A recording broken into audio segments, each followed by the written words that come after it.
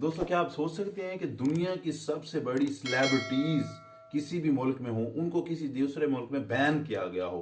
मुझे तो बात ये समझ नहीं आ रही, तो आज आपको ये खास वीडियो दिखाएंगे और तो आइए अपना वीडियो रिएक्शन देंगे कि क्यों बैन किया गया, किस वजह से किया गया, मिलके देखेंगे।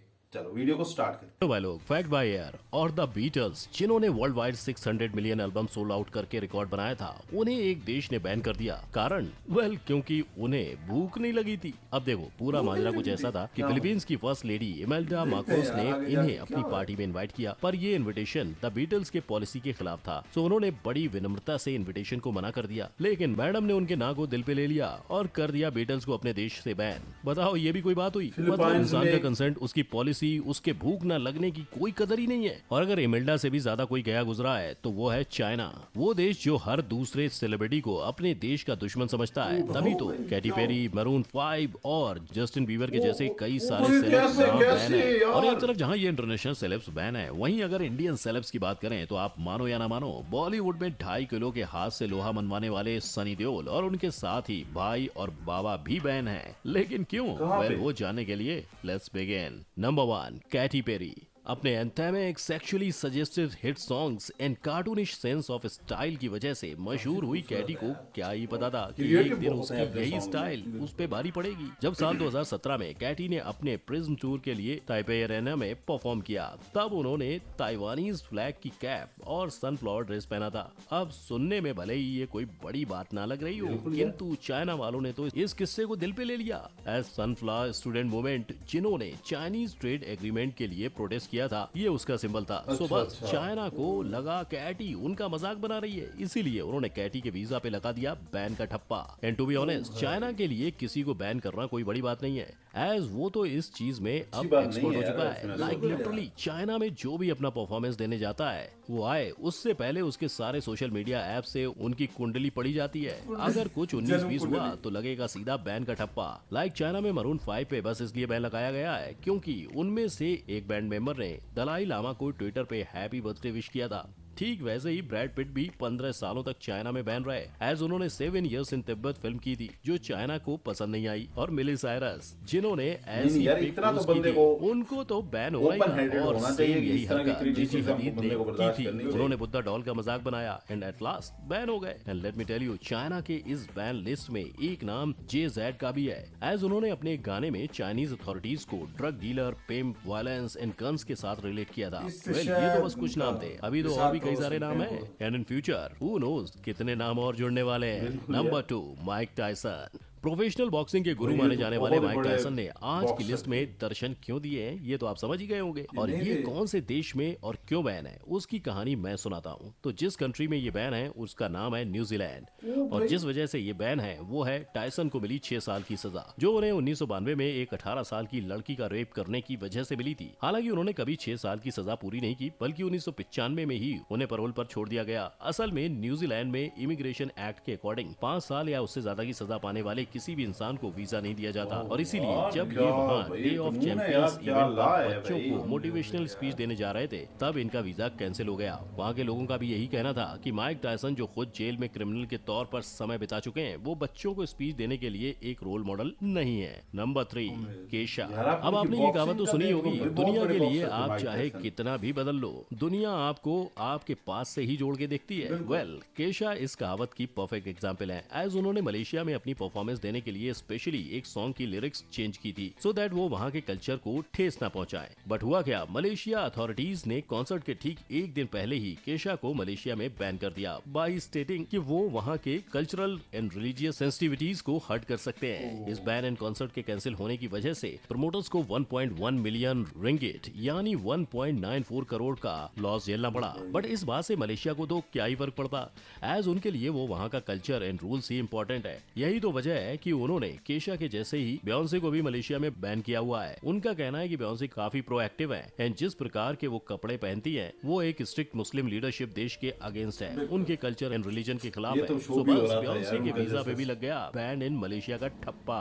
Number 4, Lindsay Lohan. हम इंडिया वाले सब कुछ बर्दाश्त कर सकते हैं पर झूठ कतई नहीं, और लिंडसे लोहन से यही चूक हो गई। मीन गर्ल मूवी से नेम एंड फेम का डबल गेम दुगनी तेजी से बढ़ाने वाली इस एक्ट्रेस ने ट्विटर पर झूठ बोला। इस अभिनेत्री ने अपने ट्वीट में ये क्लेम किया कि न्यू दिल्ली में बच्चों को रेस्क्यू करने वाली रेड के फर्स्ट रेड से उन्होंने 40 बच्चों की जान बचाई है, और बस ये गई फंस। क्योंकि इनके इस ट्वीट को सच मानकर जहां एक तरफ हॉलीवुड से लेकर पूरी दुनिया इनकी सराहना करने में बिजी थी, वहीं सच जानने वालों ने इनका ये झूठ बर्दाश्त नहीं किया। जल्द ही इंडियन अथॉरिटीज के पास ये कंप्लेंट पहुंची, जिस रेड के गुणगान इन्होंने अपने ट्विटर पर किए हैं, उस रेड के दौरान ये इंडिया में खुद मौजूद ही नहीं थी। और सोने पे सुहागा तो ये हो गया कि बीबीसी, जिसके साथ मिलकर जब लिंडसे इंडिया में चाइल्ड लेबरिंग बच्चों के रेस्क्यू और उस रेस्क्यू मिशन की डॉक्यूमेंट्री को शूट करने आई भी थी, तो उसके लिए उन्होंने इंडिया में वर्किंग वीजा तक नहीं लिया था, यानी वो इंडिया में इलीगली टूरिस्ट वीजा पे एंटर हुई थी। तो बस फिर होना क्या था, लिंडसे की इस चोरी पे सीना जोरी को देखकर इंडियन अथॉरिटीज ने भी बिना देरी के उनके दोबारा इंडिया आने की आशा पर निराशा का स्टैंप लगा दिया।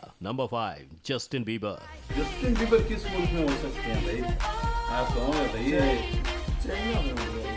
की माला जपने वाले जस्टिन बीबर की माला चाहे भले दुनिया जप ले, पर अर्जेंटीना टू चाइना इनकी माला नहीं जपेगा। वाई? वेल, अर्जेंटीना से शुरू करते हैं। ब्यूनस एयर्स में हुए 2013 कॉन्सर्ट के दौरान कैनेडियन पॉप स्टार ने पहले अर्जेंटीना के फ्लैग को पैरों से स्टेज से गिराने की कोशिश की और फिर माइक्रोफोन स्टैंड से। लेकिन इससे पहले आप इस डिसरेस्पेक्ट को देखकर गुस्से से लाल हो जाओ, ये जान लो कि उन्होंने अपने कॉन्सर्ट के बाद ये एडमिट किया था कि उन्हें वो फ्लैग नहीं टी शर्ट लगा था, पर जाने अनजाने सही, लेकिन फ्लैग की डिसरेस्पेक्ट तो हो गई थी। इसलिए उन्होंने ट्वीट करके खुद को एक्सप्लेन भी किया और अपने फैन से माफी भी मांगी। हालांकि बात यहाँ खत्म नहीं होती। अर्जेंटीना में फ्लैग की डिसरेस्पेक्ट करने वाले को 4 साल तक की जेल की सजा होती है, और जस्टिन को ये सजा मिलेगी या नहीं, इस पर 2013 से ही केस चालू हो चुका था, जिसके चलते उनका अर्जेंटीना में जाना बैन हो चुका था। और ये कम था कि 2016 में फोटोग्राफर डीगो पेंसुआ ने जस्टिन पर अपने बॉडीगार्ड भेजकर उन पर अटैक का केस डाल दिया, जो केस अभी भी कंटिन्यूड है, और इसी के चलते वो 2021 में भी अर्जेंटीना का टूर नहीं कर पाए। साथ ही रही बात इनके चाइना में बैन होने की, तो भैया चाइना ने तो इन्हें कॉम्प्लीमेंट इंसल्ट की चाशनी में डुबो के मारा था। मतलब एक तरफ चाइना मिनिस्ट्री ने ये कहा था कि जस्टिन बीबर बेशक एक गिफ्टेड सिंगर है, दूसरी तरफ उसी मिनिस्ट्री ने 2017 में ये भी कह डाला कि वो अपनी कंट्री में बैड बिहेवियर वाले एंटरटेनर्स को अलाउ नहीं कर सकते।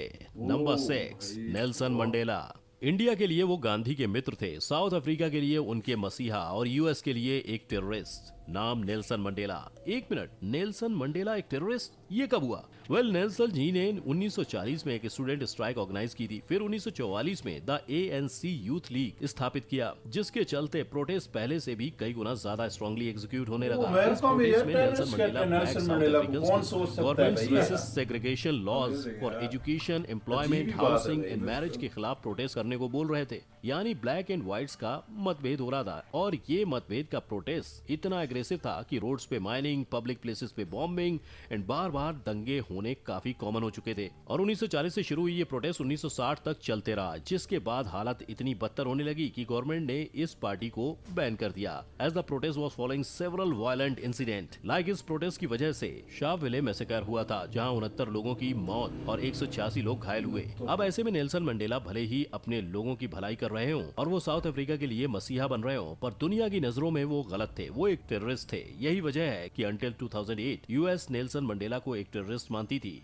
एंड उन्होंने नेल्सन मंडेला को यूएस में बैन कर दिया था। हालांकि उनकी मौत के 5 साल बाद यूएस को पूरा किस्सा पता चला एंड उन्होंने बैन हटा दिया था। पर मौत के बाद बैन को हटाने से क्या फायदा होता है, वो तो अभी यूएस को ही पता। मान लिया वेल, ये सब हुई इंटरनेशनल सेलेब्स की बात। अब बात करते हैं इंडियन सेलेब्स की। जैसा कि मैंने कहा था, भाई और बाबा भी कुछ देशों में बैन है। Well, talking about Sanjay Dutt, तो जब वो यूएस का वीजा रिन्यूअल कराने एयरपोर्ट पहुंचे, तब उनको रिजेक्ट कर दिया गया। और ये इंसिडेंट पहला नहीं, दूसरी बार हुआ था। यूएस का कहना था कि संजू बाबा 1993 serial blast and illegal position of arms के केस में इंक्लूडेड थे, जो र्यूमर है या रियलिटी किसी को नहीं पता। सो जब तक संजय अपना नाम इन इंसिडेंट से हटाना ले, उनके वीजा को रिन्यू करना यूएस के लिए भी मुश्किल रहेगा। और ऐसा ही कुछ सलमान खान के साथ भी हुआ। रिपोर्ट्स के मुताबिक सलमान साल 2015 में ब्रिटेन का सफर तय नहीं कर पाए थे। वजह, वेल, उनके कोर्ट में चल रहे हिट एंड रन केस की वजह से यूके ने उनको वीजा नहीं दिया था। अब इन दोनों केस में भले ही यूएस एंड यूके ने ऑफिशियली उनको बैन ना किया हो, बट वीजा ना देना भी एक इनडायरेक्ट बैन ही हुआ। अब इन सारे सितारों के अलावा अगर आपको भी किसी ऐसे सितारे का नाम पता हो जो किसी देश में डायरेक्टली या इनडायरेक्टली बैन हो, तो उनका नाम बताओ इन द कमेंट सेक्शन।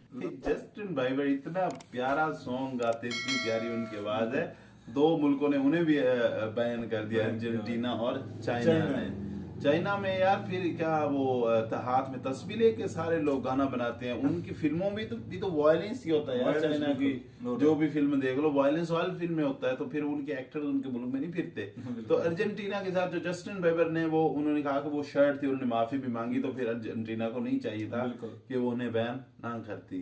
तो मुझे तो इस बात पे काफी ज्यादा अफसोस हुए। जस्टिन बीबर मुझे बहुत ही अच्छे यार सिंगर लगते हैं। तो आप लोग किस सेलिब्रिटी को बैन दे के सबसे ज्यादा निराश हुए, जैसे हिंदी में कहते हैं, मतलब मायूस हुए, तो वो आप हमें कमेंट बॉक्स में बता सकते हैं। तो मिलते हैं इस तरह की नई वीडियो में, तब तक के लिए बाय बाय।